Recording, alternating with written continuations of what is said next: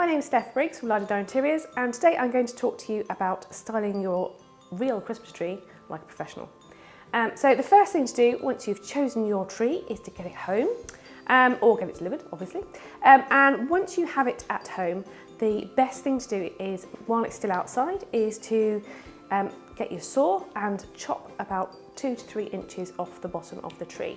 This will give the trunk some fresh sap that will be ready to then dunk it in a bucket of water. And ideally you want to leave it outside to settle after its little journey, probably 12 to 24 hours overnight, if you like, in its bucket of water, so it can have a really good drink and make sure that it's as sprightly as possible before you bring it into the house. Once you've got it in and you've got it set up on your stand, again, in an ideal world, we would recommend that you leave it for 12 to 24 hours to settle into the room before starting to decorate it. Treat it like you would fresh flowers. Don't get it too stressed. If you're doing it and the kids obviously want to help you decorate, if you've got little people around, then what we generally say is go and choose it the one day, leave it overnight, maybe take them to school, bring it in the house and then decorate it that evening when they get home from school. So the first thing to tackle when you actually get around to decorating your tree is the lights. So we strongly believe that when it comes to Christmas lights, particularly fairy lights, more is definitely more. You want as many lights as you can fit on a tree. I would generally recommend 2 to 3 sets per tree, obviously depending on the size of it. And also when you're looking at buying your lights, consider the quality or the warmth of the light bulb. So obviously these are a really good example of warm white lights, which will give a nice traditional glow and not too harsh. There's a lot on the market these days which are LED based, which often can be cool lit, which can be quite jarring, and if you've got a traditional home, you want it to be really nice and soft, then they can be a little bit much. So always look out for the warm white lights. After you've done your lights and checked them, once you've placed them, and I would always recommend going in and out of the branches as opposed to sort of looping across. Going in and out of the branches, what you might want to do is, if you've got any that are sort of hanging down a little bit, is to get some floristry wire and just attach them and to make sure that they are properly secure and not going to move anywhere when you start decorating.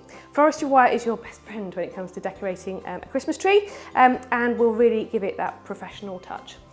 So from there on in, you go straight away to the big glass baubles. So whatever your theme is going to be, I would say go for your big traditional baubles first, and your glass ornaments to put on the tree first of all, so that you get a good selection between sort of matte and gloss glass. And again, I would recommend getting rid of these little strings and attaching with one of the wires here. So when you've got a wire, what you would want to do is thread it through and then attach it straight up to the branch there and then. This gives your tree a much cleaner, professional look. You don't want to see the strings hanging down. After you've done your big baubles and your glass decorations, you might want to consider adding in a few extra bits of foliage. So there you would look for your gaps within the branches and that sort of thing, and maybe add in some colour and some glitter with some little picks. Again, these don't have to be used as a bunch. You could just take them to bits and wire them in one by one.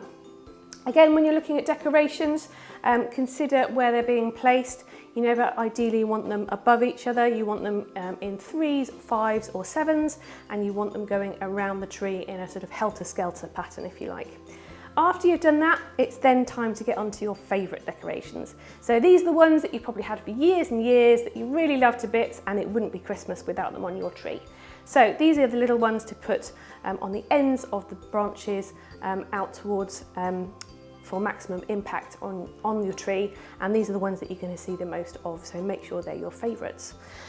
And then finally, if you want to add some real little finishing touches, you would look at maybe a few icicles, or maybe some little quirky little pieces that can be easily added in at various points to even out and balance your tree.